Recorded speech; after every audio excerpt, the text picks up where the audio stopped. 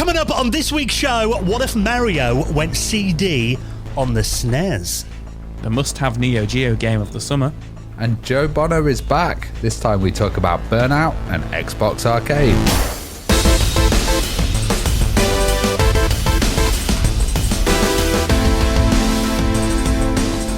And the Retro Hour podcast is brought to you each and every Friday with our wonderful sponsor, our friends at Bitmap Books. Now, have you checked out their latest volume, N64, a visual compendium? Now, this tells a story of the console that changed the gaming world back in the 90s and covers over 150 titles that defined the N64. They're all in there. Super Mario 64, GoldenEye 007, Legend of Zelda, Banjo-Kazooie. So you can check that out and the rest of their retro gaming collection on their website at bitmapbooks.com.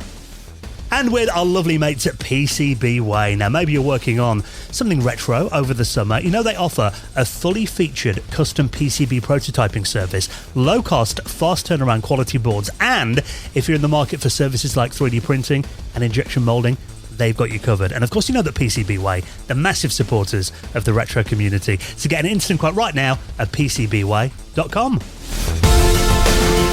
Hello and welcome to the Retro Hour podcast, episode number 428, your weekly dose of retro gaming and technology news with me, Dan Wood. Me, Ravi Abbott. And me, Joe Fox. And very nice to have you joining us for the podcast that every Friday takes you on a nostalgic trip back to the classic age of video games. And of course, brings you up to speed on all the big happenings in the world of retro, of which there are many every single Friday on the podcast. And I think, you know, the bit that we all really get excited about, though, is the second half of the show when we welcome on an industry veteran to tell their story. Now, I will say there is one downside to this podcast.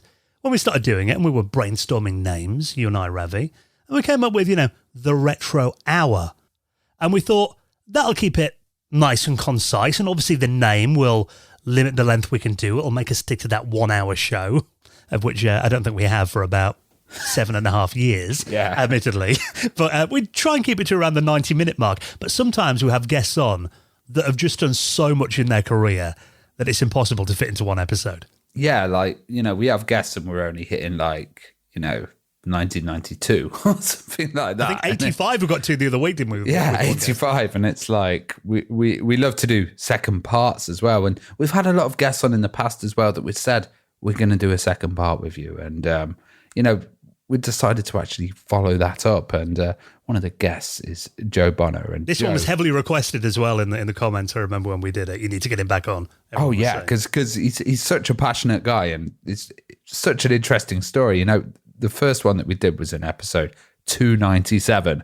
So it was back then. And it was, you know, talking about his early days with the C64 and how he was working with Telecomsoft. Then he moved on to Probe Entertainment, a huge company there, Acclaim as well. And he was working with Silicon Graphics workstations and working on games like Alien Trilogy as well. So there was some absolutely amazing tales on that. You really loved that interview, and Joe joined me on that one, and you really liked it, didn't you, Joe? Yeah, I really enjoyed it, and I had to jump back on this one. And Joe, funny enough, with the names, it gets confusing, but he's such two Joes, positive guy. Like, you know, not to say that anybody else isn't positive who we have on the show, but he was so positive, and it was really just a wonderful interview. And, you know, he's worked on so many classic IPs, Bomberman, Castlevania. We even touched on Sonic a little bit, like the opportunities he's had over the last kind of like you say, he started his career in 87. We kind of covered the late 90s up till kind of like the mid, probably 2010s in this episode. And as you say, Dan, the interview was about an hour long, hour and 1 minute long. So it's definitely going to be the Retro hour and a half this week because it was such a fantastic interview with Joe. We start on this interview on the GameCube. And we're going into like the Xbox, and we're talking about, you know, Burnout, which was just such a fantastic series. And then going into like the handheld systems as well. So stuff like the N-Gage as well. And, covered a lot. You know, we don't usually have that much N-Gage chat, do we? No, absolutely. And it's quite interesting, not to spoil it, but how he said when he was working on N-Gage games, he didn't realise that people kind of laughed at the N-Gage. Like, he said he wasn't. We all want one now, though, don't we? Come on. We all want that collection. This is very true. But yeah, he said he didn't really know kind of like, that it was kind of seen as a bit of a dud at the time, and he just thought it was this new crazy technology, and why not have a phone? Nokia was so huge, weren't they? Yeah, exactly. So, and to be fair, thinking about it was probably a bit ahead of its time because, a few years later, we're all playing games on, our phones when the iPhone and Android came along. So he even says for him it was the predecessor to the iPhone. Yeah. Like he said, that felt like the natural development into the iPhone for him, which I guess makes sense, really. Maybe it was just too soon. And as someone who loves arcade races, I'm looking forward to hearing some stories about the Burnout series. I mean, because to me, Gran Turismo, those kind of games always felt a little bit stale, but I love a proper arcade racer. Agreed. And, Burnout 2 as well, that crash mode in there. Also, they were released at different times as well. So some were released like first as PS2 exclusives, and they worked on the GameCube and Xbox version and stuff. So it's a really interesting story, also about the origins of Burnout. Yeah, so looking forward to this one. Joe Bonar, that is. We need to think about how we're going to work this. Maybe we should have a different name this week, Joe. We should call you maybe Foxy or something. Foxy. Yeah, so Joe A and then Joe Bonar's Joe B. I could just use full names, yeah. Joe Bonar, he's going to be our special guest. Part 2 with him coming up on the show in around half an hour from now. So that does mean we have 30 minutes to speed through all of the big headlines that have been making the news in the world of retro from over the last 7 days. And if we're talking about games in the 90s that we loved, I mean, obviously, Joe, you're a big Sega fan. Have you got like a favourite Sonic game from back in the day? Oh, my favourite Sonic game? Probably Sonic 3, I would say. Yeah, probably Sonic 3. Loved a bit of a Sonic CD. Yeah, well, Sonic CD was good. Sonic CD does get very highly rated, which obviously was the version that came out on the Mega CD. And obviously, any other Mega CD wasn't a massive seller, but at the time when it came out, when I was a kid, seeing that in Dixon's or a Comet or something, I remember looking at it thinking it looked very cool. That looked like a little bit like a mini stack system, didn't it? And that, slick tray that came out. Always like the look of the Mega CD. I'm looking over at my Model 1 now that's next to me with my Japanese Mega Drive on top of it. And obviously back then, the Super Nintendo didn't get a CD-based add-on. Obviously, you know the story about it nearly did, but that ended up, spinning off into the Sony PlayStation when company relationships broke down. But have you ever wondered what it would be like if there was basically an equivalent of Sonic CD for the Super Nintendo? Maybe Super Mario Brothers CD. Isn't that just Hotel Mario? But I think we could do better than tiny discs as well, isn't it? Yeah, big CD. Well, this is a fan-made game. Now, this is called Super Mario Bros. CD, and there's actually been a few people doing speedrun competitions of this over the last couple of months as well. But basically, the idea of this is it's a ROM hack of Super Mario World that is a, in quotes, what if of sorts of a Super Mario Brothers game on a fictional CD-based console. So they're talking about, they've named it the Famicom CD in this imaginary world, which would have been basically a CD add-on for the Super Nintendo, and it would have allowed it to play games like Sonic CD, but obviously we wouldn't have got Sonic on the SNES, we'd have got a Mario game. So they've basically done what they think it would have looked like if the Super Nintendo got an equivalent to the Mega CD. This really confused me because I understand that it's it's a ROM hack, it's a real game, it's a ROM hack that exists, but it's like, oh, you play it in emulation, but the idea is it came out in the 90s on a fake system that never came out. Yes. But then the wording of it really confuses me because obviously we did get a Famicom disk drive for the Famicom in Japan, which was the equivalent of the NES with the little yellow floppy disks. Yeah, but this is like basically if it had a CD add-on. This is if it had a CD add-on. But then I guess it would be like a bit more powerful than, Hotel Mario on the CDI or something, because they've got all these modes that they've put into there. And, there's like 40 levels in there. There's like, obviously, the CD soundtrack. There's a... Oh, yeah, it looks wicked. A lot of hear about the CD stuff with soundtrack? the parallax, Check this out.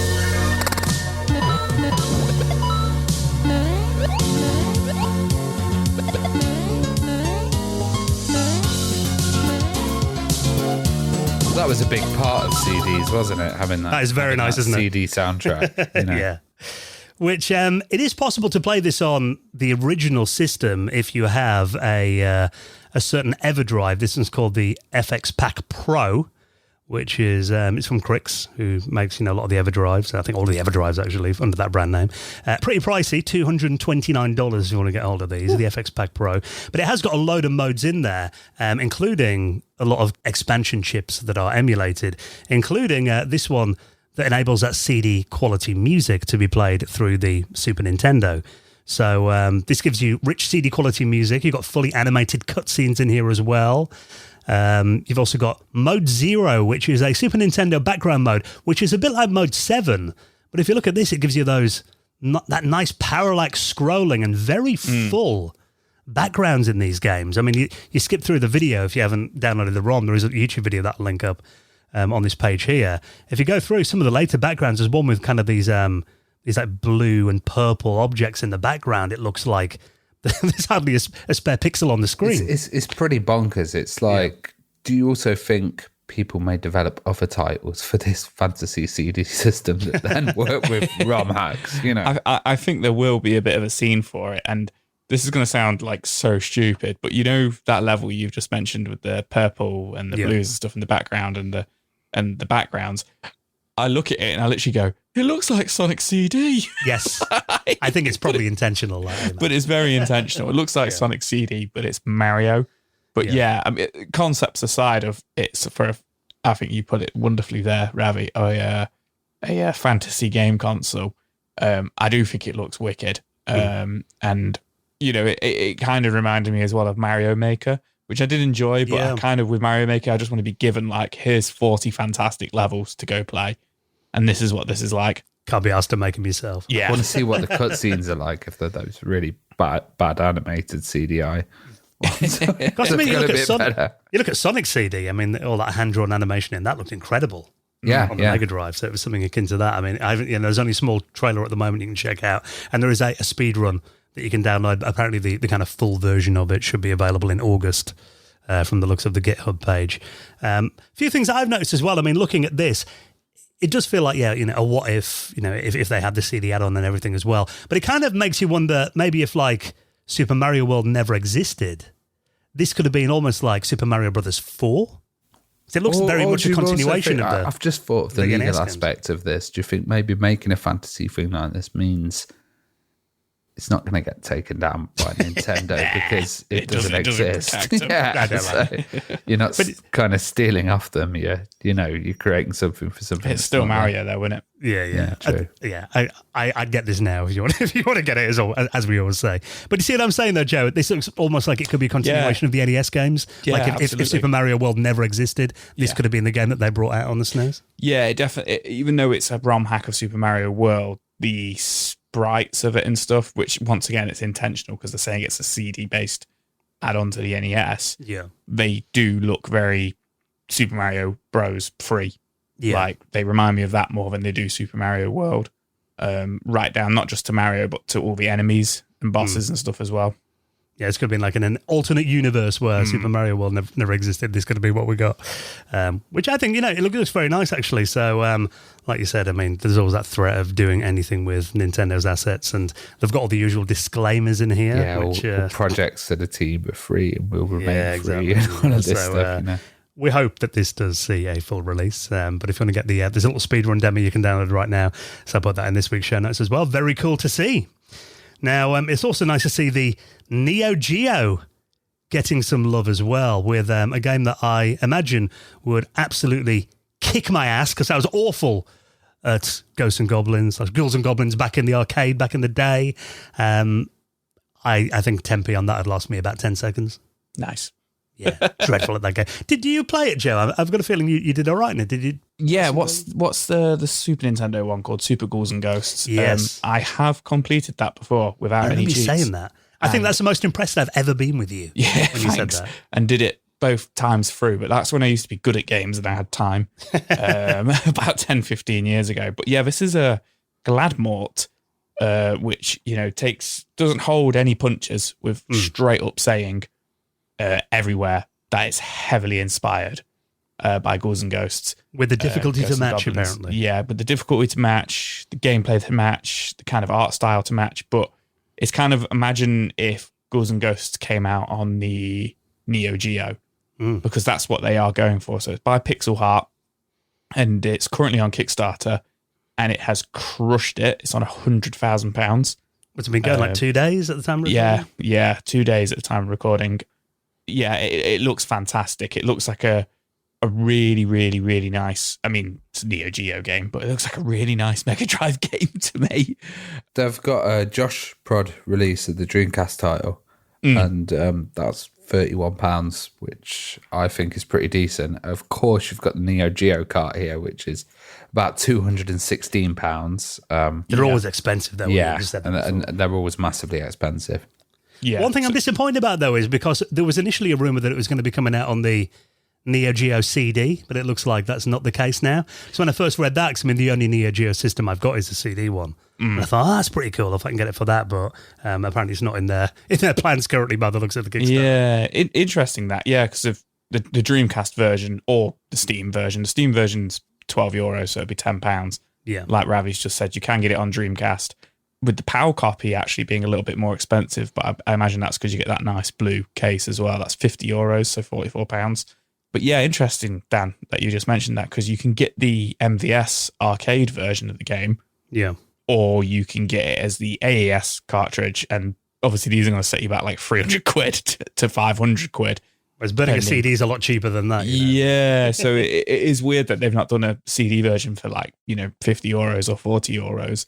But I guess it's just technology to print it. I'm not too sure what Neo Geo CD kind of runs on. If it's they're just not even standard protected, CD. I don't think. Are they not? It's probably straightforward enough to do, but it's like, I mean, I'm not massively into the Neo Geo scene. I know the CD doesn't get a lot of love from the community. Because I think, that used to having fast loading cartridges. The load times of a CD is often the biggest complaint I get. Yeah, but I mean, for me, who grew up with CD systems, I'm like, I've got to wait another like 10 seconds, big deal. Between levels, it doesn't bother me, but... So, but like you said... It's interesting. The PAL version seems to come with original soundtrack CD as well. Okay. So, there's a few extras there and goodies and all these kind of stuff, done in packs. I like that they've done on the Dreamcast version, you also get a Steam key for the digital version soundtrack. And, they seem to have compiled it quite well in these little Kickstarter packs. Yeah, and I think it looks really, really slick. I mean, there's only some kind of short trailers at the moment. But in terms of gameplay, you can definitely see that Ghosts and Goblins kind of influence, even down the weapons and stuff as well, and the enemies, and the weight controls, and like we said, the difficulty. Gorgeous backgrounds, though, as well. I think it really kind of does show the power of the Neo Geo over the consoles that we had back in the day. Yeah, and I think it looks awesome. I mean, I'm looking at this, and, I say this all the time. I think it would be nice to have this on the Switch. Yeah, you do. Yeah, you're not wrong. You do say it, but you're not wrong. Yeah, I think it would feel very at home on there. So the fact that they've smashed that Kickstarter target, double in like 2 days, I think is very promising. So if you want to have a look at that and you're itching for a quality new Neo Geo game, or like you said, Ravi, just playing it on Steam, you can check that out right now. It's currently running. I'll link that in the show notes as well. Now, any of you guys do any programming? Back in the day? I did mainly web stuff, Yeah. to be honest, probably because it was easier. You didn't have to do any at school. Did you ever do any like typing stuff at school?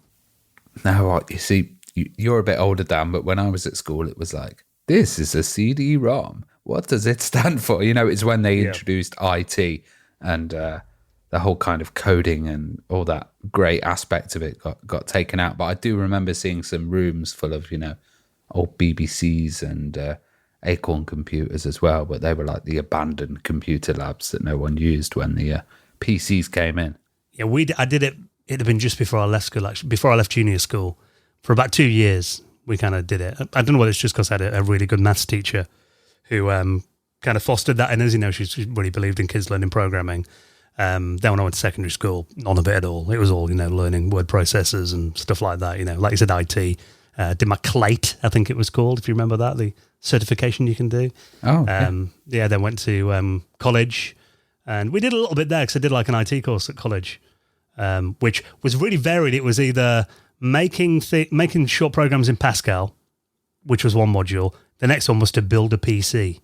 And that was like a big part of the course. And you got like graded, like I think something like 50% the grade was whether you could like successfully put together a PC, which was literally like, plug in a graphics card, Yeah, Like the hard disk you were in. doing it all the time, Dan. Yeah, I was like, yeah, this is just did this yesterday. This at home. is just my weekend. Yeah. But I did a bit of PHP and JavaScript and stuff like that. Played around with a few things. It's funny though, the other day I actually saw on Facebook and I got into, not an argument, but a bit of a debate with someone. He posted a meme and it was a picture of the Amiga. And the meme was something like, do you remember having to type in programs from magazine listings? And everyone was like, oh, that's an 8-bit thing. That never happened on the Amiga. And I'm like, I remember buying like Amiga Shopper and, trying out the C tutorials in there. I remember that there were lots of C tutorials. Yeah. And there were a few assembly things with Blitz Basic. DevPack and stuff as well in Amiga format. Yeah.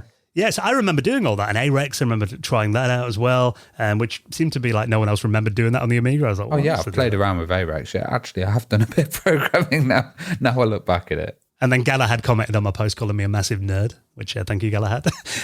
So it was, you can't deny that. Well, yeah, I freely admit that, hands up.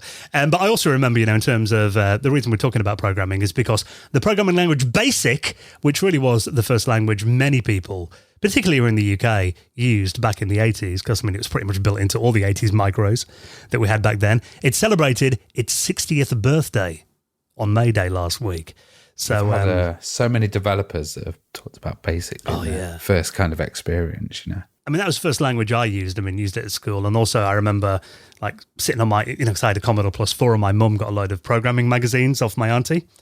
I think she got from her brother. They were a few years old at this stage. But, whereas because my mum was a sysadmin in the local town hall, she ran the mainframe. So where most kids would have, most parents would have maybe their kid on the knee reading them Goldilocks and the Three Bears. Me and my mum were typing fruit machine simulators out of magazines into my Commodore Plus 4.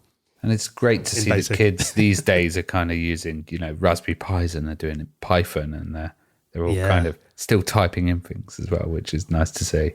Well, there is a great article on The Register, basically talking about the fact that BASIC is still alive.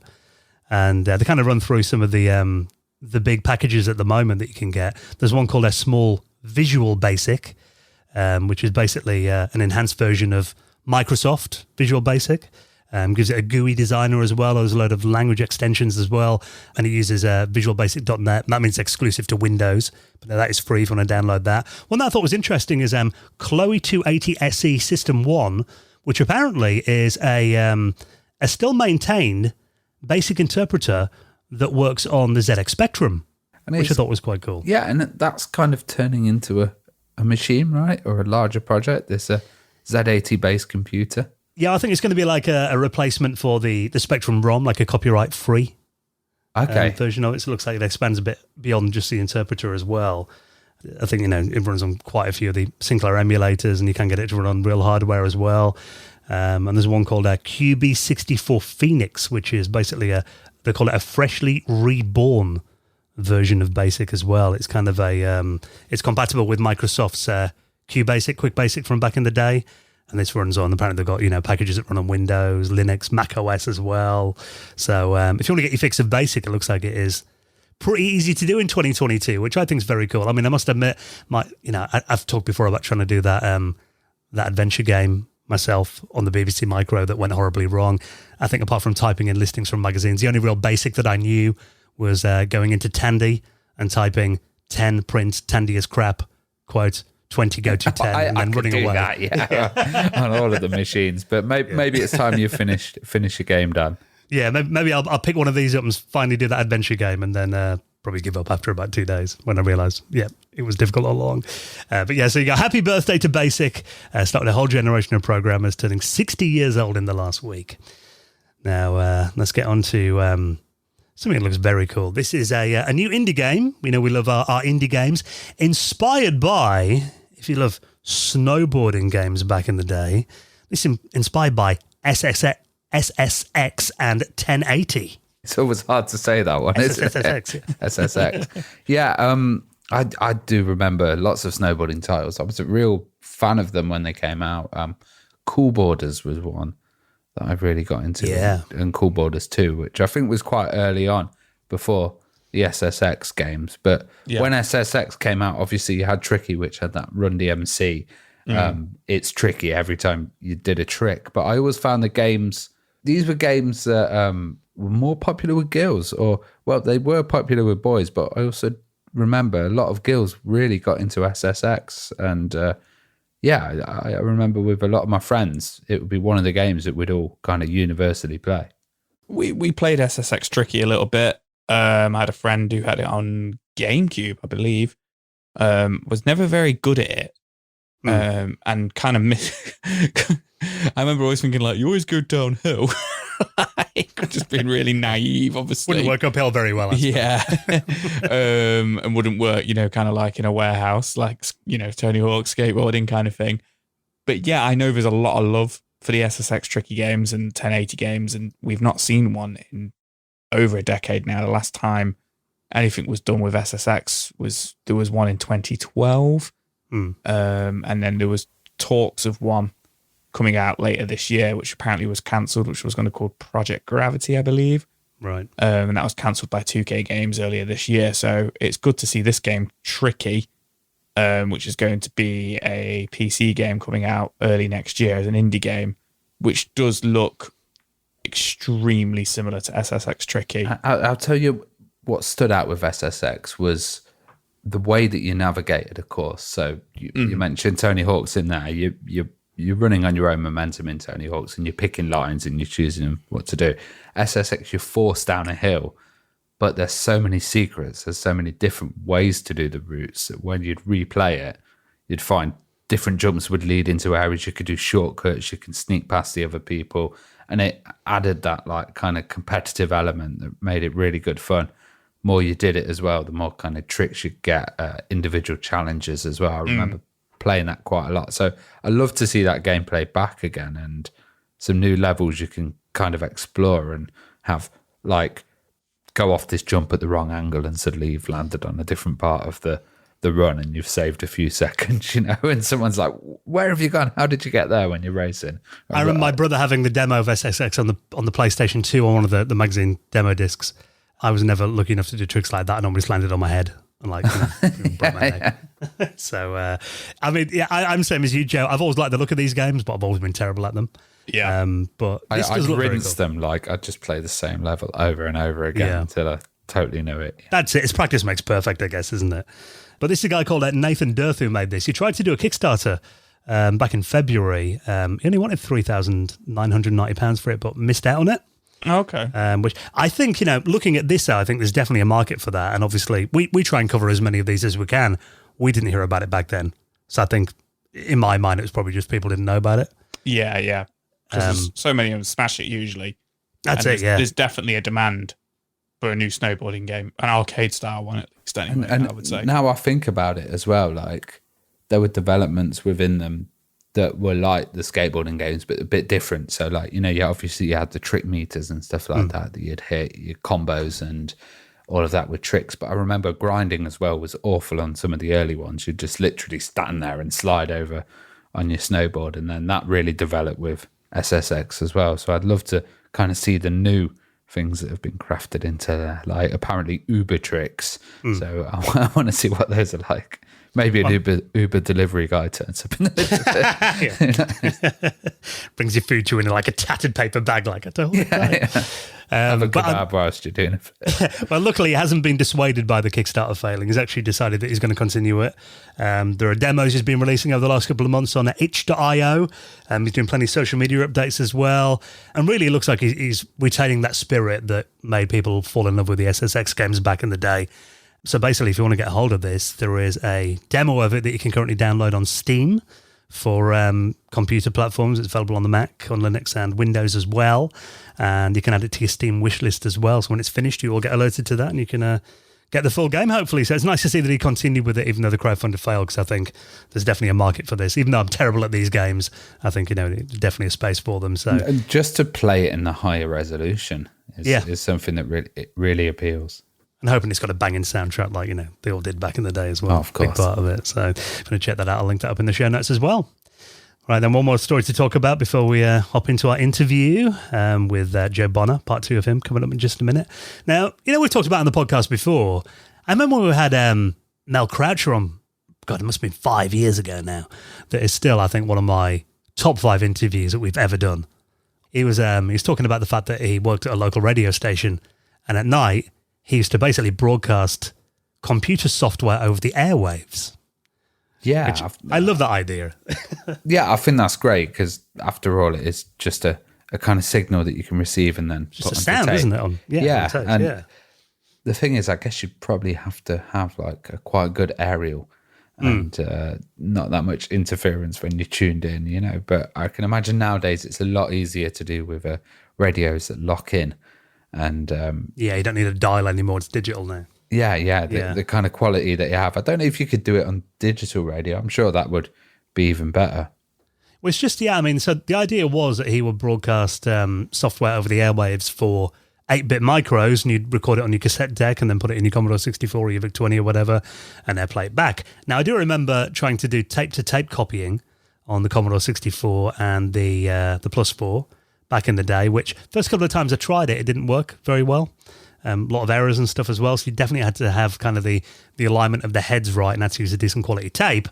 I think the Spectrum is a bit less fussy than the Commodore machines. I mean, I guess it probably helped because you could basically set the volume on the Spectrum, because you're using an external tape deck, and you could hear it through the TV when it's loading as well. But the reason we're talking about this is that a ZX Spectrum game has been broadcast on Slovenian radio, on FM radio, 40 years after it initially was, for users to tape and play. Now, this happened last week, so we're talking very recently, and this is a game called Contraband 2. I think this is wicked because, like, obviously you could just get the audio file off the internet, but that's not fun, is it? The best, they've got a little recording steps guide as well, which is like, have your Spectrum ready, find a quiet area, tune in. Like, I can imagine if you were recording it, like, how you were doing it, maybe with a microphone or something like that. You have your mum back in the day, not like, direct to tape. Dinner's ready in the middle of it, and then it kind of ruins the game. Mum, it's part of my game. I think this is awesome. And I wonder how many people did this, because this was, at the time of recording, actually, it was yesterday. So unfortunately, we're a week late with promoting it. But it was on the 8th of May, so on Wednesday, 9:30 in Slovenia on a station called Radio Student FM 89.3. And basically, if you tuned in at 9:30 p.m., you could record this game, Contraband 2. Now, this game actually was quite interesting as well, because back in the day, a lot of, obviously, people behind the Iron Curtain were doing their own clones of Western machines. I mean, obviously, there's that massive Spectrum clone scene that we talked about back in the day. And actually, the idea Soviet of... Spectrums, weren't the idea of Contraband 2 is that basically you had to collect the parts of a ZX Spectrum to build your own machine. And then there was the second game, which we're talking about here, saw players head to the year 2000 to discover the consoles of the future, mixed in with punk rock songs from The Contraband. So it does have an interesting concept for the game as well. So you can just download this game if you want to try it out on Internet Archive and play it on an emulator, but where's the fun in that? You want to sit there with the Spectrum recording this, don't you, off the radio? That's a cool way of doing it. Yeah. Do you remember when you used to record the top 40? Yes. I'm going to admit something. Okay, I got some of my brother's old tapes and thought, what's this noise on there? These are broken. I'm just going to record over them. Probably recorded the top 40 over his games. Oh wow. Over Contraband too. I don't know why that's not working. But yeah, I mean, I do think that's awesome. I wonder how many people actually sat down, if anyone, and recorded it and played it back. I hope somebody did, because I do think that's awesome. So if you want to read about that, I'll put that. And of course, everything else we talk about, you don't have to Google around. I save you the job. I'll put them in the show notes on your podcast app, or you can check the website at theretrohour.com. A little reminder as well that we do have a Patreon that really helps support this podcast. Really one of the main reasons that we can continue doing this each week. We did have a wonderful Patrons Hangout a couple of weekends ago. We do these every single month. Last Sunday of the month normally, or get together a massive Zoom call with our patrons and completely geek out. We've also just dropped the latest episode of the After Hours podcast for our gold members and above. Bit of a giggle this one, actually. We've had some good feedback about our movie episode. You enjoyed this one, Joe? I you know what? I felt so out of my depth. You know, you guys, we were talking about... You suggested the idea. I know, I suggested it. And we were talking about kind of like retro tech films. And I just ended up talking about a few of my favourite kind of action horror films which have tech in them. And anything that had a computer or a phone. Yeah, pretty much in the background. And I felt completely like I'd missed the mark. But I actually saw some nice comments that Dan shared with me from Discord saying like, you know, Joe's just mentioned some of like my favorite films of all time. So I really appreciate those comments. But you guys had some absolutely wicked suggestions, and you definitely need to put a list out on the Discord channel to the back. You still need to see that film I mentioned, Dan, as well. Yeah, I've literally, because I mean, there has been a few. You're right. It was Chris McLeod who he said Joe's basically picked 4 of my top 5 films. So people are with you. Like we've had a few people asking for, you know, if we can put a little list together. So I'll put that in the comments as well. I think I've seen all the ones you mentioned, Joe, because you know they are massive films everyone can see. There's a couple you mentioned there, Ravi. I was like, that sounds really good. Don't think anybody's ever heard of Terminator, have they? Spoilers. No. Spoilers, isn't it? Spoilers. But yeah, it was a really enjoyable episode, and actually weighed in at almost 2 hours. So we do these every month for our Gold members and above. 42 episodes that you can unlock if you join us on Patreon right now. So a very good time to join and, of course, support the podcast as well. All the details are at theretrohour.com. And actually, for our patrons, we do a couple of extra news stories. It's going to be talking about a rare Super Nintendo and a very cool new Game Boy game for our patrons in just a moment. Keep locked. For everybody else, let's talk about our wonderful sponsor, ExpressVPN. Now, ExpressVPN have been one of our longest running supporters, and it is the only VPN that we use and trust as well. Now, obviously, we know about VPNs protecting our privacy and our security online, but actually we use it for more than just that. I know, Ravi, you're always kind of globe-trotting virtually using ExpressVPN and checking out movies and shows that you can normally only see in other countries. Of course, Friends on the UK one, even though I've seen that a million times on, what's it called, E4, but it still never gets old. You know, I love Friends. And, Friends seems to be one of those shows that my missus must have watched the entire run of Friends about 15 times now. She watched Sex and the City as well. Yeah, as well. Yeah. Never gets bored of that. Parks and Recreation, which is absolutely awesome as well. And, you know, Vikings on the Canadian Netflix as well. So you can switch around and do it pretty much instantly and change the location of your country and access lots of this new content. Yeah, 'cause that's the thing. I mean, you're thinking about something like Netflix. I mean, they've got, you know, over 100 different libraries around the world, many of which cost of licensing and stuff like that. You can only get in certain countries at certain times. Use ExpressVPN. You could be watching, you know, if you love Korean dramas, you could watch Parasite on South Korean Netflix. Like you said, there's all these amazing shows, you know. You can watch Rick and Morty on the Australian Netflix, Fargo on the Canadian Netflix as well. So literally, it's a press of a button as well. It doesn't just work with Netflix, you know, all the big streaming services, Hulu, iPlayer, YouTube as well, because YouTube has region-locked videos. And there are hundreds of VPNs out there, we know that. But the reason we love ExpressVPN, not only for their incredible reputation, but because it is so fast as well, particularly if you're watching media. I forget about it. You know, I have it on my laptop, like hooked up, and I'm like, why am I getting American news sites or the American version of the BBC? Oh, my VPN's still on. So, but yeah, I mean, there's no buffering, no lag, streaming HD, no problem at all. And like you said, works on all your devices, phones, consoles, smart TVs, lots more as well. So you can watch it on the go or on the big screen. So if you want to use ExpressVPN, which, you know, pays for itself, get access to hundreds of new shows, these streaming services you pay for every month, get your money's worth. So use our exclusive link. They'll know that we sent you. Really helps out the podcast. And you'll also get, as a little bonus, you'll get 3 months of ExpressVPN for free on top of your 1-year plan. So head to expressvpn.com/retro. That's our exclusive link, expressvpn.com/retro. And a massive thank you to our friends at ExpressVPN for their continued support of the show. Right then, next, an incredible guest who returns for the second time to continue talking about his career, talking about classics like the Burnout series, Xbox Arcade as well, and lots more as well, with Joe Bonar. He's next on the Retro Hour podcast.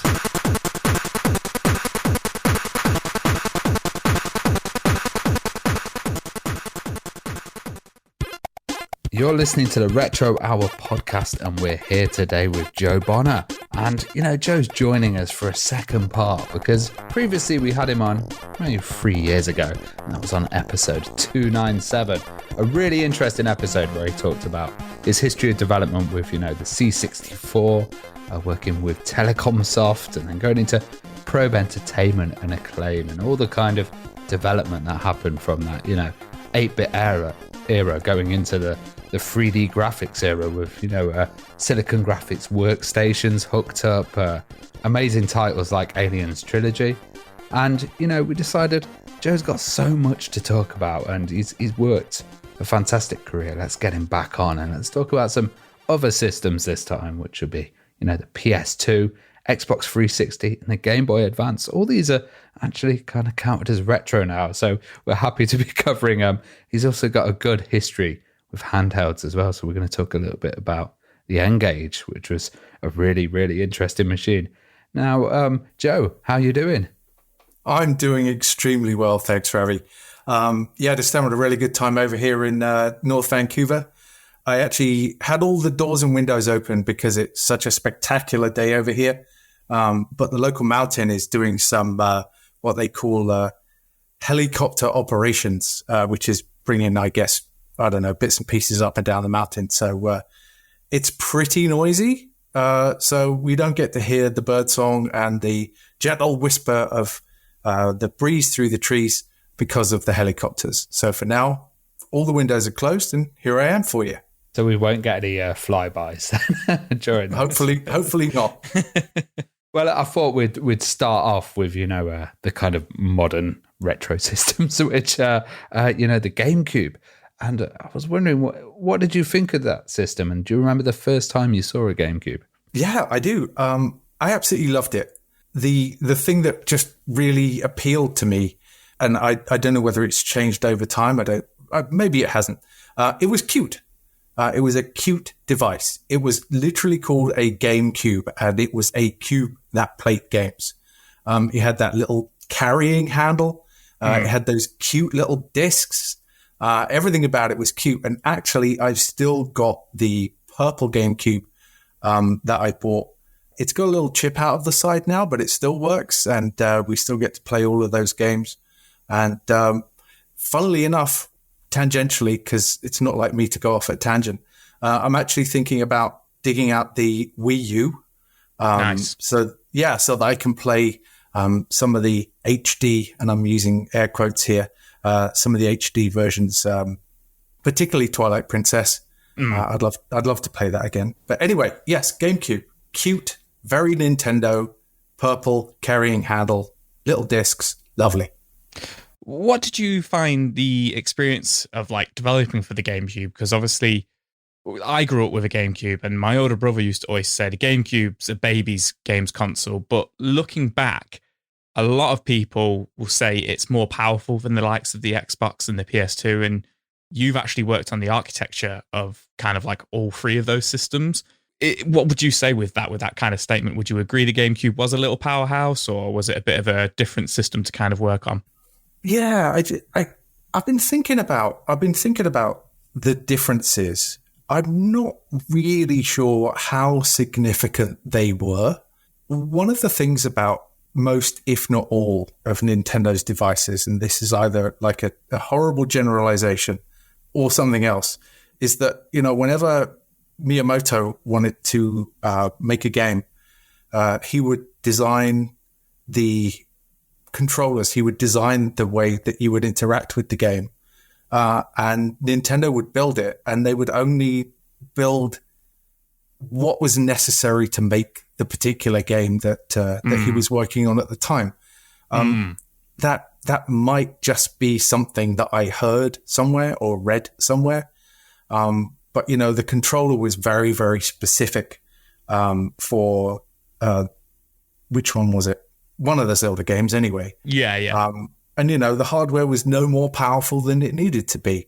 And in some ways, that followed through to the Wii, because that was all about the controller. It followed through to the Switch even. The Switch is only as powerful as it needs to be.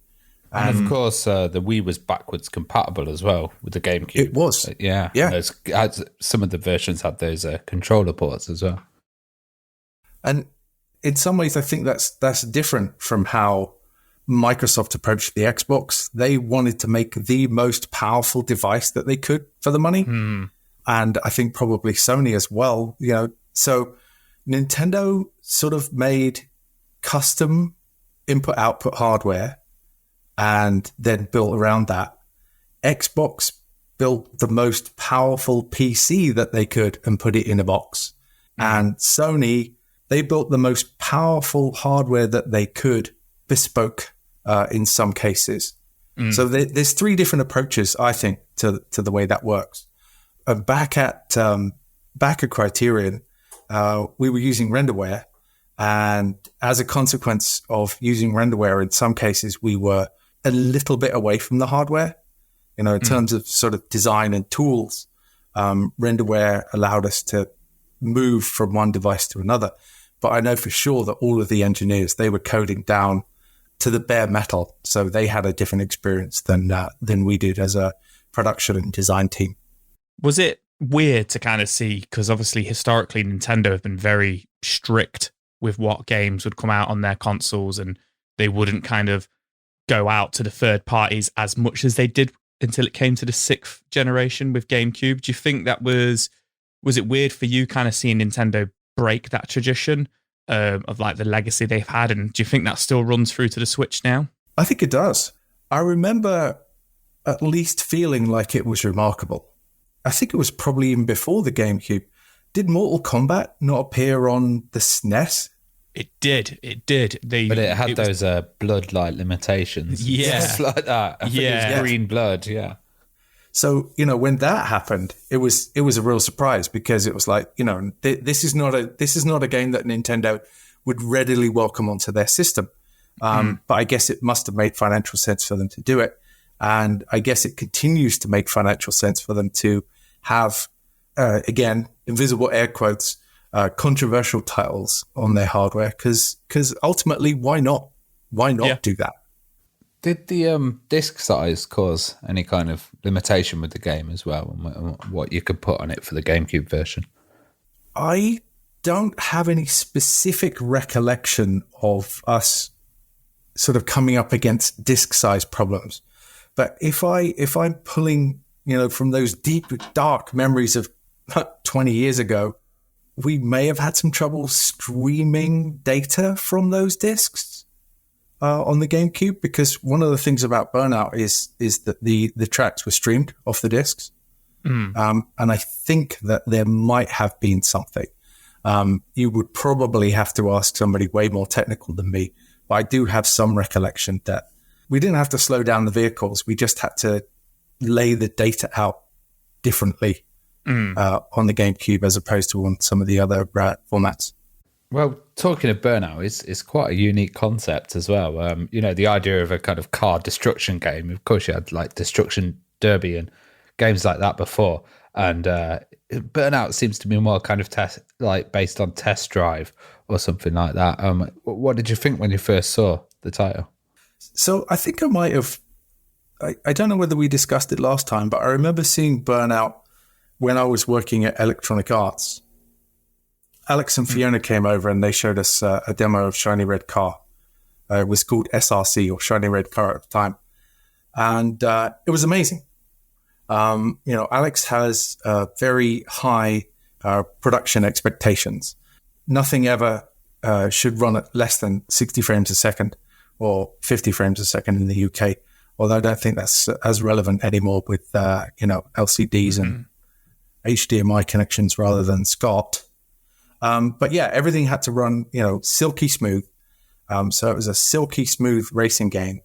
And initially it was just about pure racing. And Burnout 1 was a very, very pure racing game with the Burnout mechanic. And I remember part of the vision for that game was a movie. And I've actually got it up somewhere. It's called C'était un rendezvous by Claude Lelouch.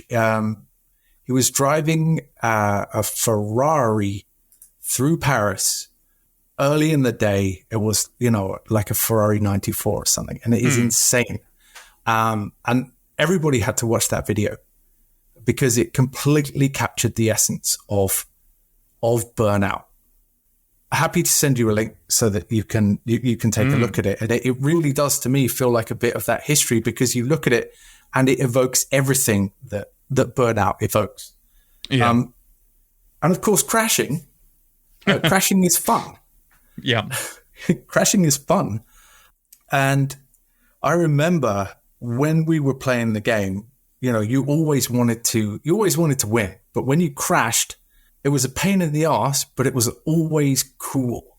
And then I actually don't think it was until Burnout 2 that we started to make a fuss about the crashing. And because what was happening is that the designers, Christopher Roberts and Paul Cross, they were just setting up junctions, and they were setting up areas in the game where you could just crash.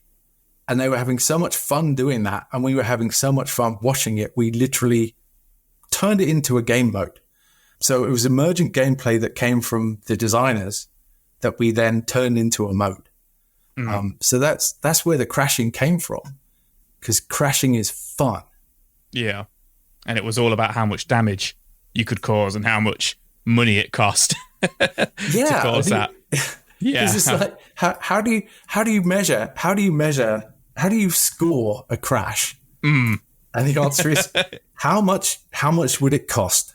That's a great mechanic, because you start to chain things together, and it's like, oh yeah, I just hit a fuel tanker, and that was a really expensive thing. Yeah, it's amazing when it just keeps going and going. It's like, oh, the fuel tanker's now hit the big truck carrying all the trees, and the trees are now rolling down the hill and hitting all the cars. And it was very what's that film, Final Destination, as well, wasn't it? Oh yeah. Was that before or after Crash Mode? Because they might owe us some royalties. It was around this. Oh, it was around the same time. I want to say 2003, 2002. Yeah, let's not get too controversial. Yeah. I was wondering. You were saying that you were developing with renderware. That was going out to the GameCube and the Xbox. Was there like a time delay with releases, or did they kind of come out at the same time? Did you work with them at the same time and then release them, or do them separately? I think probably back then there was some delay. It might have only been, a day or two, because you might lead on one particular platform and then just make sure that everything worked on the other platform.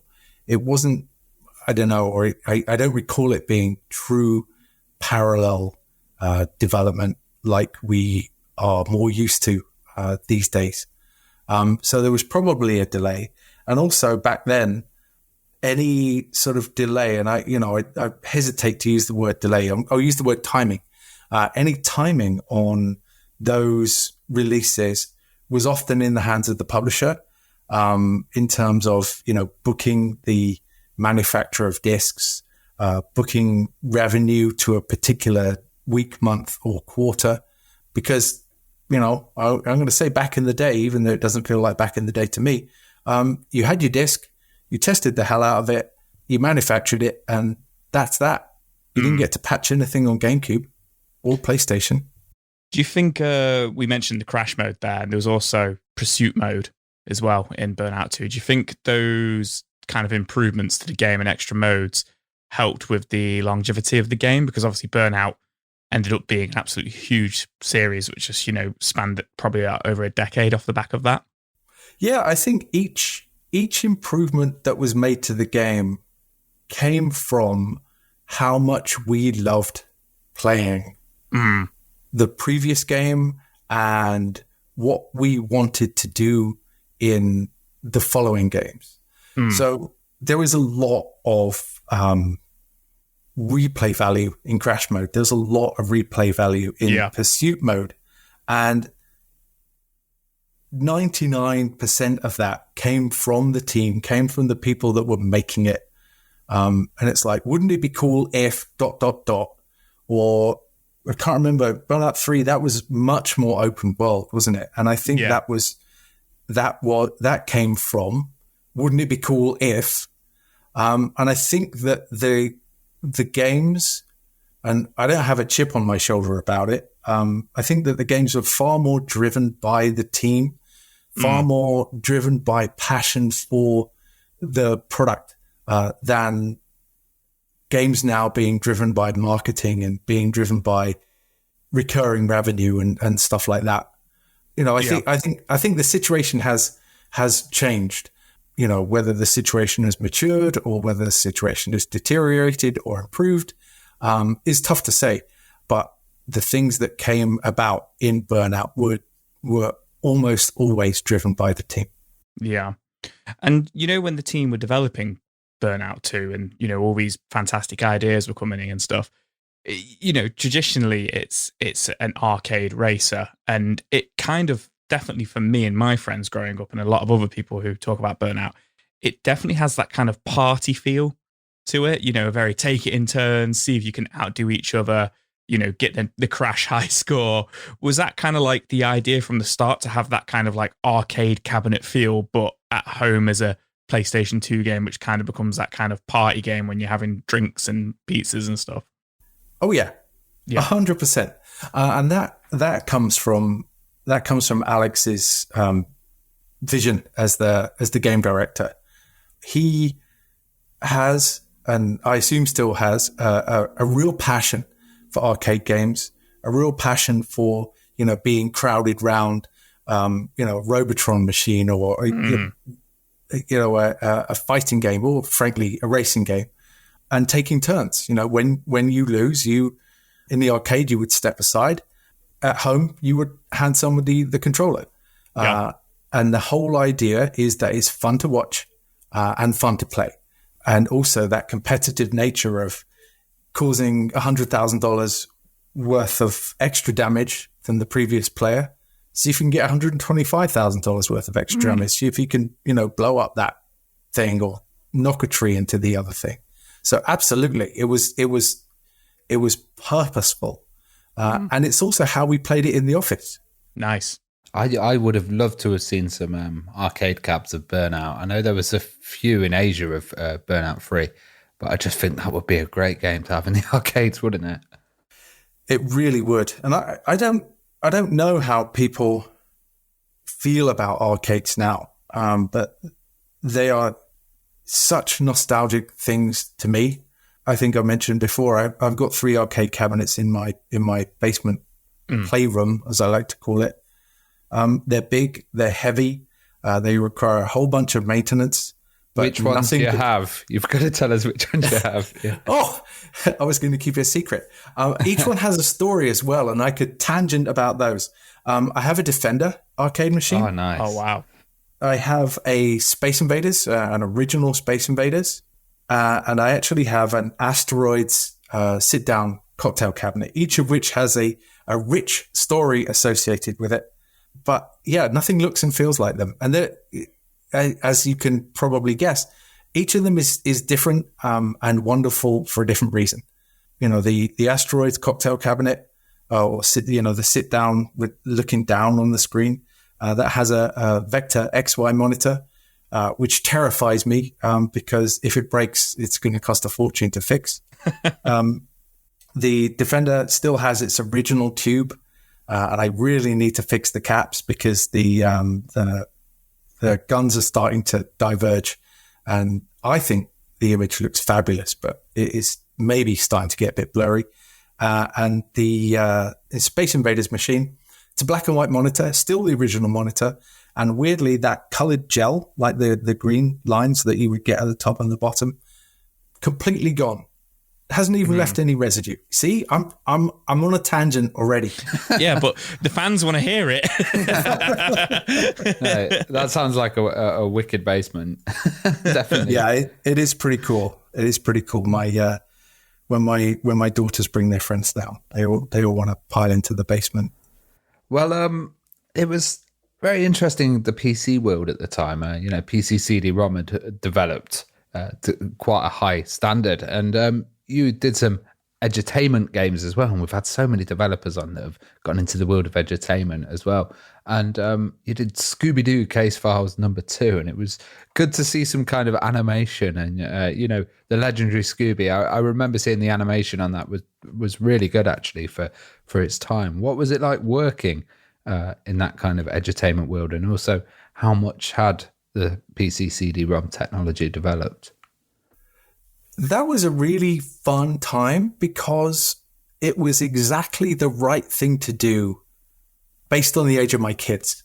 My kids were playing games on the PC CD-ROM. They were playing Barbie games and they were playing Freddy Fish, those humongous games that with art by Sandy Spangler, Pajama Sam. They were playing all of those games. They were exactly the right age for it.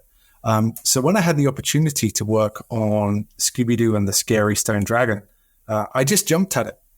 We worked very, very closely with Warner Brothers, who, as you can imagine, are deeply invested in the authenticity of how their brand is represented. They gave us an extremely detailed style guide, style Bible, and brilliantly, what are they called? Illustrator files for all of the characters. So we actually had like the source art for all of those characters. So when you see Velma putting up her finger and saying Jinkies, that is exactly the same art that you would see in the TV show, and you would see across all of the other games. That's really important, because we had Mark Brown on, who did the creator of Arthur, and we were talking about the edutainment Arthur games as well, and how they were connected so well to the animation. It's important for kids like playing those games to actually recognize the characters and have that exact kind of reproduction of it. It is, because all of us are pattern matchers. We will see things that are wrong based on previous patterns. So, if Scooby doesn't look like Scooby, or if Arthur doesn't look like Arthur, kids are going to notice, and, they won't feel like they're getting as authentic an experience. We also had loads of fun with the backgrounds. I think it was the first time I heard the phrase painterly. It needs to be painterly.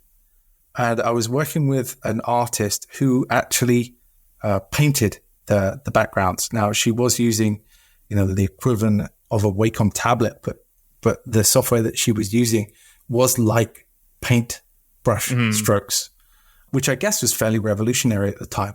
But we were working really closely, and I'm struggling to remember the name of the person at Warner Brothers, but we're actually still friends on Facebook, and we still ping each other from time to time. She was giving us really very solid art direction about how Scooby-Doo backgrounds need to look. There's a lot of atmospheric perspective.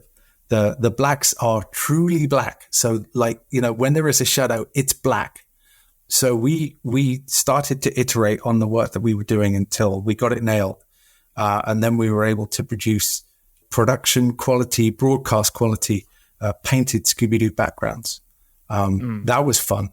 But yeah, having somebody on the other side at Warner Brothers, which with such exacting standards, drives quality. And also, when you know the rules, it's easy to follow them, and it's easy to do well. That's good. And obviously, with it being a PC CD-ROM game, and you had previously worked with the Xbox, was there big differences at the time, kind of between working on Xbox and PC, with them both being Microsoft systems, essentially? Oh, yeah, there was. With a PC CD-ROM game, you could just test it as much as you felt like it needed to be tested. You had the client, in this case, Warner Brothers, test it, and then they would publish it. Boom, done. On the Xbox, you had to go through a whole bunch of Microsoft quality stuff. There was a 3-ring binder where, you have to do this, and you have to do this, and you have to do this. And what happens if a controller is disconnected? What happens if a controller runs out of batteries? What happens if your disk is scratched? What happens? There's all sorts of stuff, which carries over now to all of the console development stuff. But yeah, the rules are different because Microsoft and Nintendo and Sony, they sell consoles, and they don't want people to phone up and say my console is broken, when in fact it's the software that is malfunctioning. Right. Yeah, that makes sense. I've never thought about it like that, because if there's a game going out there that's crashing, etc., they don't want to take the heat for that when it was actually the developer. Yeah, because they if a game crashes and the console locks up, there is a tendency, and I don't think it applies to a lot of people, there was a tendency to say, my console's broken, I'm going to take it back to the store. Yeah. And I want another one. Because, I think people understand software now more because with the phones in their hands, they're less likely to think that their phone is broken than whatever piece of software they downloaded. But, back then, that was definitely one of the rules. Yeah, definitely. And around that same time, you then went on to join Digital Eclipse, which must have been an exciting time with so many interesting projects at the time. How was that? It was a spectacular time. It was really extremely enjoyable. Digital Eclipse was right in the center of all sorts of different things. And it was a super productive, super interesting time in the industry. There was new consoles, there was new tech, there were new companies spinning up. There were old companies that wanted their IPs to be recreated or improved in many ways.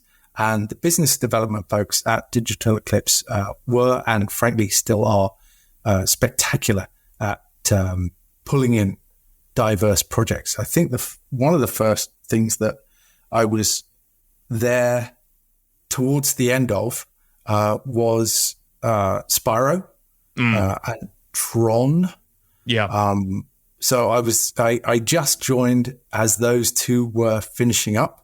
And I remember the very talented producer, project manager, Laurie Clay, working on those two. And we just had the opportunity to work on so many different things. Digital Eclipse specialized in emulation and retro. That they still do. The Jeff Minter collection is chef's kiss. It is a beautiful piece of, I guess, museum history now. Mentioning Tron as well, you worked on Tron 2.0, the killer app, which was a interesting kind of Tron concept for the Game Boy Advance that had a lot of mini games and stuff. What were your memories of this title? Honestly, my memories of that title are scant. It was being finished up when I got there, so I played it. I enjoyed it. I realized that it was a fascinating concept because it was essentially the Tron arcade game with some exploration and other cool stuff added onto the top. So I'm pretty sure that it included a Digital Eclipse emulation of the arcade. So it was literally the arcade machine running on the Game Boy Advance. And it was, it had the sort of, not veneer, because it was a bunch of extra stuff that was on the top. So it was a pretty interesting and robust concept that was really well executed, I thought. Did you find working on the GBA, kind of going from the GameCube, the Xbox, etc., did you find that a little bit of a step back, or was it quite exciting to work on such a powerful handheld? It was exciting. I love new things. I love innovation. And innovation doesn't necessarily mean going forward all the time. We spoke about how the hardware is designed with maybe 1 or 2 games in mind, maybe 10 or 15 games in mind. And the Game Boy Advance was designed to be a pretty powerful handheld device. And I remember one of the first things that we did is Jeff Vavasor, George and Peter Phillips. Now, the Game Boy Advance did not have a backlight. No, it didn't. It was the SP, wasn't it? They added backlights to it. Like they opened it up and they soldered little LEDs, which were like super expensive and super finicky at the time. So we were all actually working on Game Boy Advances with backlights in them, which was pretty cool. That's cool. But one of the things that I often talk about, even to this day, is if you are aware of the limitations of a piece of hardware or literally anything, if you're aware of the limitations and you work within those, there is a certain joy and a certain happiness in creating something that is amazing within those limitations. Well, also, I think that got released for the Xbox, and going from the Game Boy Advance to the Xbox, nowadays we see an indie game scene with like lots of mini games, lots of kind of titles that are pushed out there. It wasn't seen as kind of that popular back then, but the Xbox really embraced that, and that kind of led onto Xbox Arcade. What was the process of getting a Game Boy Advance title onto the Xbox? So I think at the core, it was a digital Eclipse emulation. So what those guys did, Jeff Avisser and George and Peter Phillips, and there was a couple of others. Vernon was another absolute down to the metal guru genius. There was a guy called Jim Free, I remember. Anyway, what they were good at is taking the ROMs and the hardware of an arcade machine, whatever it might be, and wrapping it in, a capsule so that it didn't know that it was running on whatever piece of hardware. The arcade machine thought it was running in an arcade machine, and yeah, sure, I'm giving it a personality, but the code didn't know. So whether it was running on the Game Boy Advance, whether it was running on an Xbox or a PlayStation or whatever, it just didn't know. So these guys were really, really smart at taking the inputs and the outputs and mapping them to whatever. So if Tron 2.0 included an emulation version of the arcade game, it was the same fundamental stuff running on whichever platform. So then you have to worry about the rest of it running on the Xbox. And then, of course, you have to worry about the different three-ring binder based on the actual publisher, whether it was Microsoft or Nintendo or Sony. That's the biggest bit that you really need to worry about. Yeah, I was going to say, because the when Xbox Arcade came around, it was supported from the top at Microsoft. Bill Gates was a really big pusher of that and a really big fan, and it's quite pioneering as well. But also, had that good support structure, and it added stuff like achievements in there and online play as well, and being able to share all your scores and stuff. Did this mean that you wanted to get more committed to it, and all that kind of support? Did that really help you? Because I know you're a big arcade fan. It was a fascinating time, and looking back on it, I didn't realize how instrumental we were at Digital Eclipse in shaping what Xbox Live Arcade actually was. It might sound weird, but everybody involved was pioneering.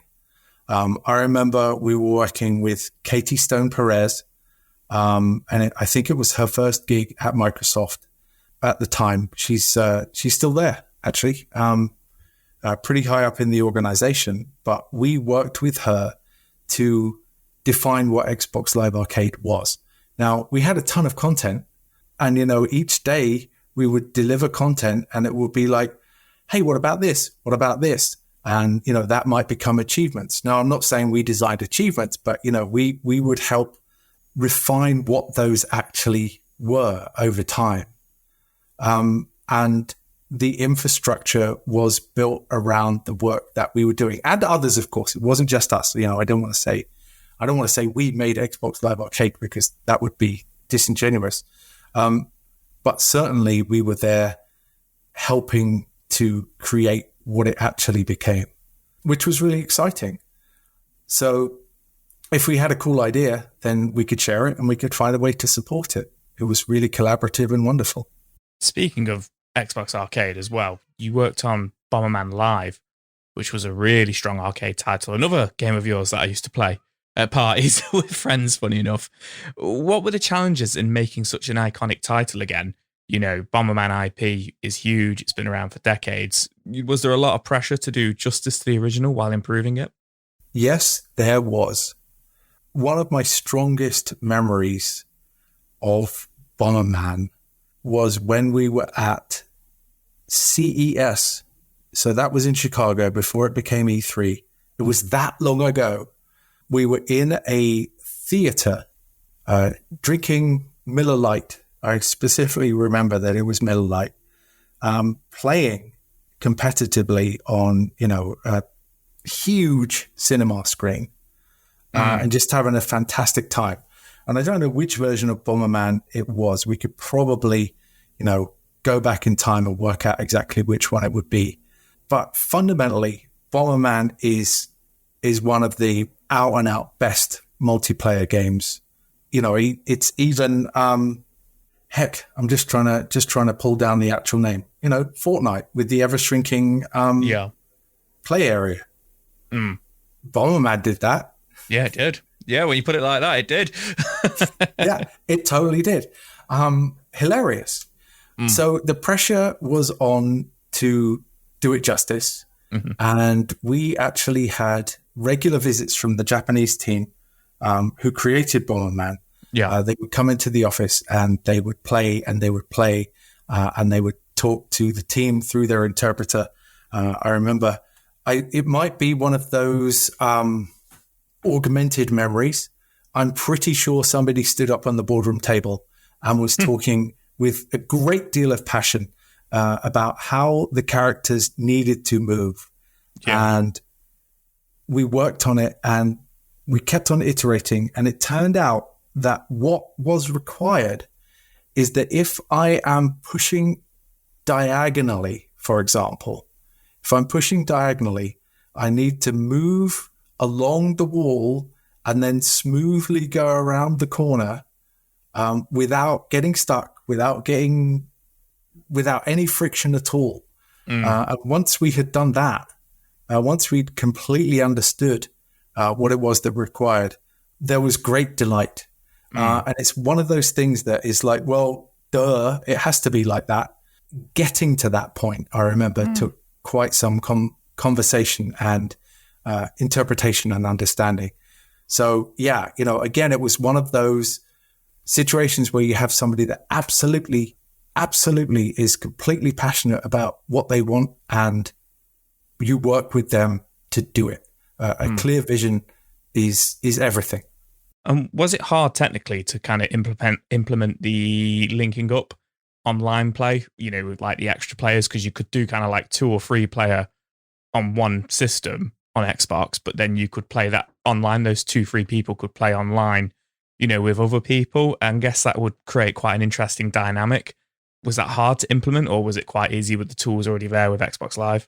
Thankfully, I was lucky enough to be surrounded by excellent engineers who were way better at that stuff than I was. Steve Snake, I think he was probably the lead engineer on the project. And again, George and Peter Phillips, absolute gurus. And with the support of the folks at Xbox Live, it was easier than it could have been if it needed to have been written by hand or by scratch or from scratch. But I remember it being fun, and I think that's probably the most important thing.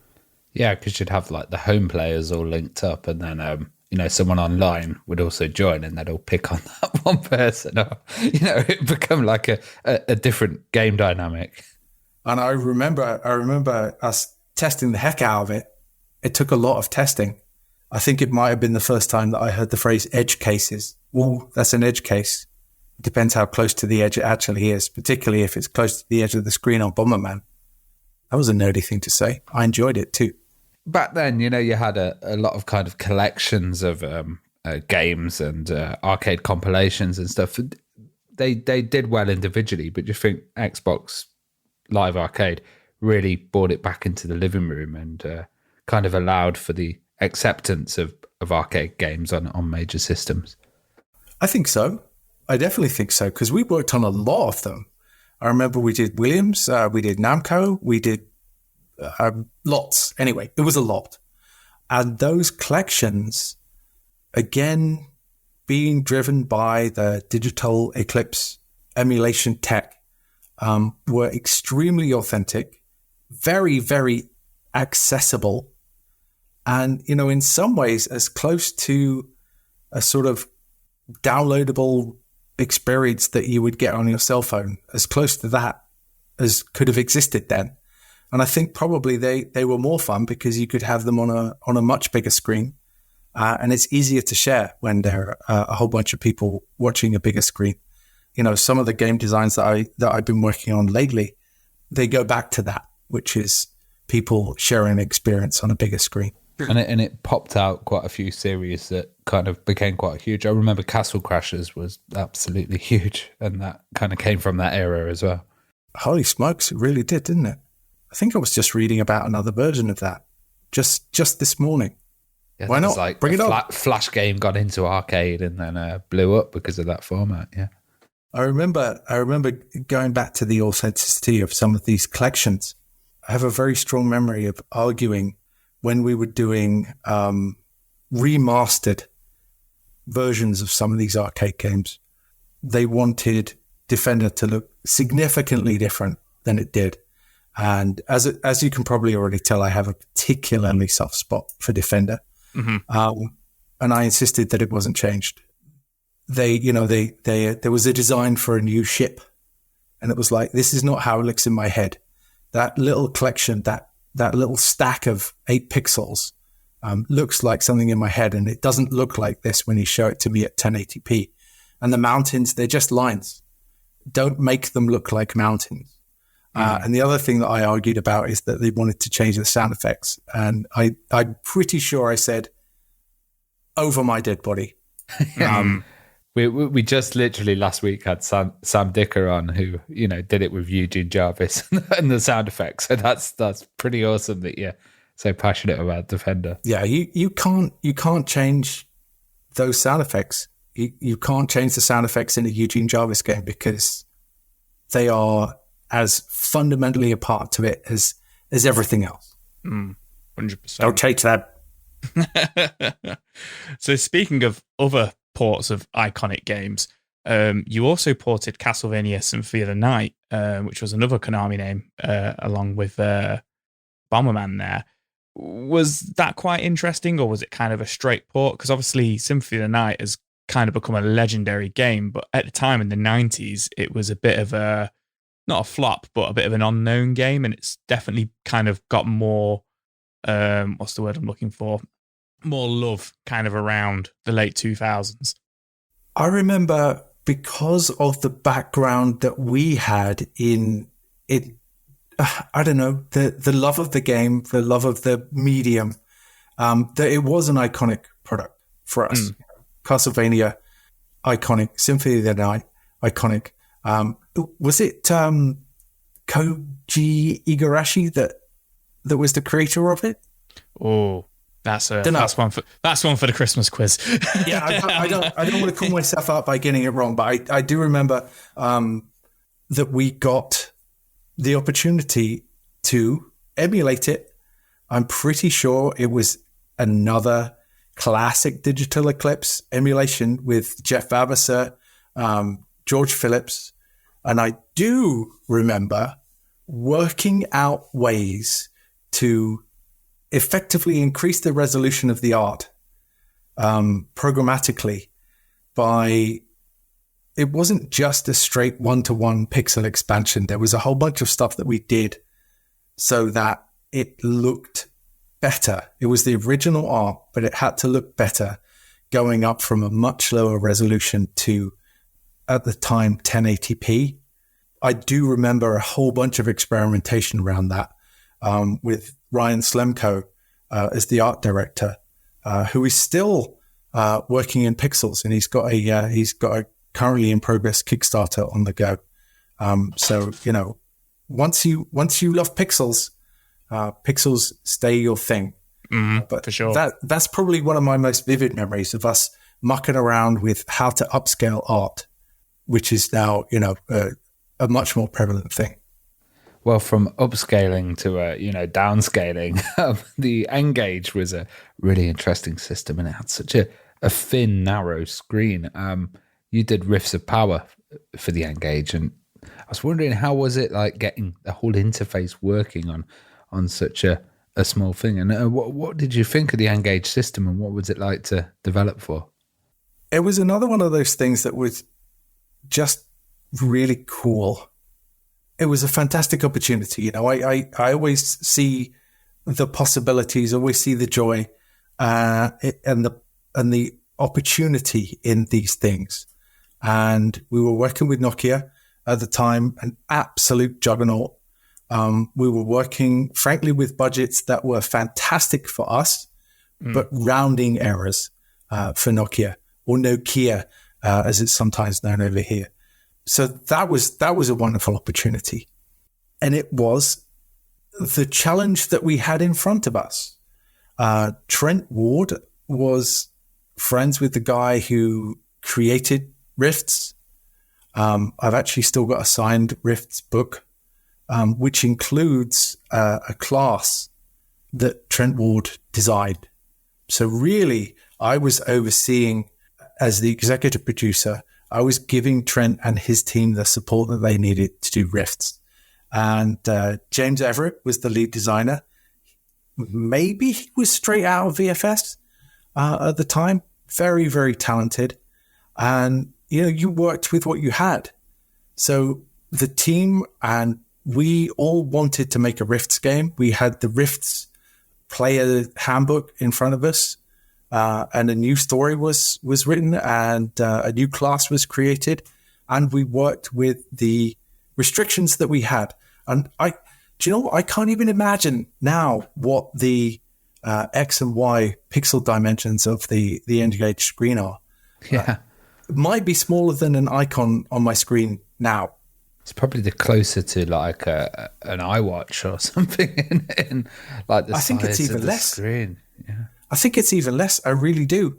But there was information that needed to be shown, and we found a way.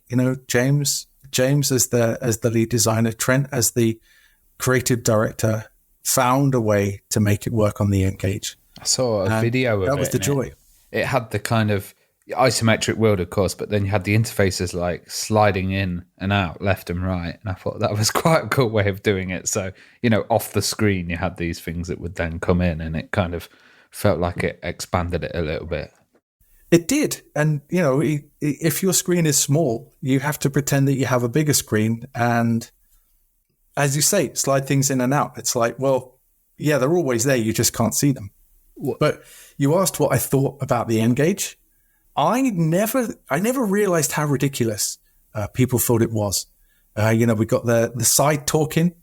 We got the fact that in order to change the game cartridge, you would have to flip off the back, take out the battery, put the cartridge in, put the battery back in, switch your phone back on again. I could see why they did that, because I would imagine that the circuitry didn't exist to have hot swapping of cartridges. So they needed to make sure that the device was powered down. It was revolutionary and slightly insane, and also wonderful. Yeah. That's why I thought of the N-Gage. It felt like, Nokia was at the top of their game and they were the absolute juggernaut, that kind of, it's hard to explain to kids nowadays how big it was. But it also felt like it was kind of version 1 of something, it was like a kind of a prototype of a new concept that would get refined over time, and then it just kind of disappeared. Yeah. Wasn't it the first version of what ultimately became the iPhone? Yeah. Probably. Yeah, probably. Yeah. So another great handheld that you worked with, which went on to be a little bit more successful in the N-Gage, was the PSP. You worked on Sonic Rivals there. What was your involvement there? What was that like, working on a Sonic game? It was an honor. Sonic, iconic Sonic. We worked with the creator of Sonic. He came over to the office, and we brainstormed for several days as to what kind of game he wanted to see. Sonic runs fast. So what better way to showcase that than to have a race?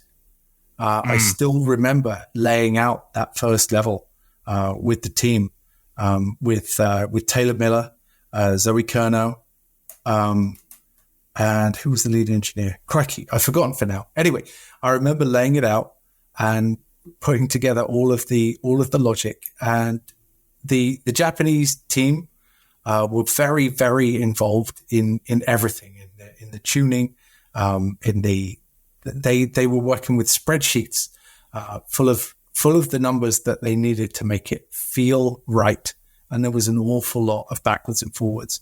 And that might actually been another one where we needed to work on streaming because those little discs were interesting and they were proprietary, probably as iconic as Sonic was. I still have them. I've still got them. I've actually still got the PSP that I was using at the time to develop Sonic Rivals and Sonic Rivals 2. I don't actually have any discs that we burned, but I do have the production version still sealed. I wonder if those discs will still work. One of the things that sticks in my memory about it is that Sega Japan wanted to call it Sonic and Rivals. Oh. Yeah, isn't that interesting? Sonic and Rivals. Because it was Sonic, he's the main character, and Rivals. But we convinced them that Sonic Rivals just rolled off the tongue way, way more easily. And that was the name that got stuck with. Yeah. And I remember it had a really, really good soundtrack. It was quite short, but it had some really good bangers. And especially when it got into Sonic Rivals 2 as well, there was an improvement with, double the playable characters. And it was a nice little title, especially for that kind of smaller system. And it's hard, developing handheld titles when they're kind of trapped in that handheld world. I still think it's a great piece of hardware. And even now, I play my PlayStation 5 games remotely from time to time on my PlayStation Portal, and people still want a powerful handheld machine from Sony. We've now got the Steam Deck. We've now got a couple of others. The ROG Ally. There's a few, handheld PCs. We just heard that the Switch 2 is going to be announced, but I bet that is only going to be as much more powerful as it needs to be to run the next thing. Yeah. But yeah, people still want something like a contemporary PSP. I'd love to do something with that. That'd be amazing. It would be wicked to see. They did the, I forget the name of it, but the PlayStation 5 screen last year, didn't they? Which connects to your PlayStation 5. As long as it's switched on, it works anywhere in the world. Yeah, that's the Portal. The Portal, that's it. I couldn't remember what it was called. It's too new for me. it's actually a delicious machine. It's great. It feels like a wide PlayStation controller, but it feels exactly like playing the PlayStation. You've got the screen in front of you. And it lets me play games whilst sat on the couch, as opposed to being sat down in my game dungeon. Yeah, spend some time with the wife. So that's been absolutely fantastic, Joe. Absolutely loved hearing the rest of your story. Can you tell us what you're up to nowadays? I most certainly can. I recently left Unity as part of the shakeup. I was lucky enough to have worked on the Apple Vision Pro before it was released. And I'm lucky enough to have an Apple Vision Pro. And I'm currently doing stuff in that space, creating very, very high fidelity, high quality experiences, because as pieces of hardware go, it is certainly the most powerful thing I've ever strapped to my head. Yeah. So I'm working in that. The game that I was working with at Unity was released yesterday. Nancy Drew and the Mystery of the Seven Keys, that came out on PC and Mac. We're very, very proud of the work that we did there. And I've got a couple of other things on the go. One of the things that is really holding my attention and giving me a lot of joy is teaching. I just taught the Game Design 71 cohort at Vancouver Film School.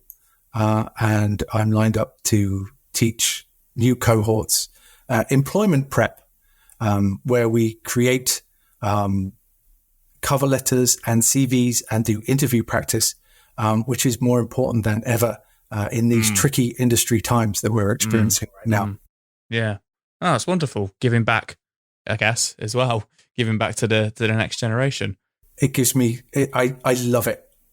Literally love it. It's fabulous. So, yes. Yeah, kind of passing on your knowledge, but also, when you started with the C64, there were none of those kind of courses around, and now there's thousands. So it's great to see you involved. Yeah, I really appreciate that. And it's so funny because, I published my first game in 1987. Some of the people that I'm teaching were like, I was born in 2003. Yeah, makes you feel old, definitely. It's brilliant. It's fabulous. Awesome, Joe. Well, thank you so much for coming on again. It's been a huge pleasure. I've enjoyed it and I appreciate it very much.